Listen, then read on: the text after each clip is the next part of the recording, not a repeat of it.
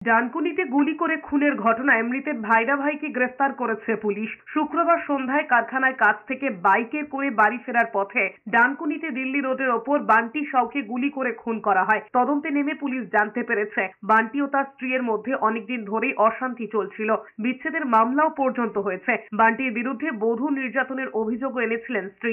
বছর চারেক আগে বিয়ে হয় বান্টির। 2 বছর ধরে তাদের মধ্যে অশান্তি চলছিল। বান্টির বাবা রাজকুমার সাউয়ের অভিযোগ, বান্টির স্ত্রীর সঙ্গে অন্য যুবকের সম্পর্ক রয়েছে, সেই কারণেই অশান্তি চলছিল, তাই বিবাহ বিচ্ছেদ চাইছিল। এই জন্যই বান্টির ভাইরা ভাই পিন্টু বান্টিকে মেরে ফেলার হুমকি দিয়েছিল বলে অভিযোগ।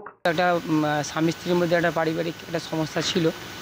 তো আমাদের একটা ধারণা এমনি কোনো নয়, মেয়েদের বাড়ির তরফ থেকেই কেউ একজন কোনোরূপভাবে এসে গুলিবিদ্ধ করেছে, এটা আমাদের একটা সন্দেহ।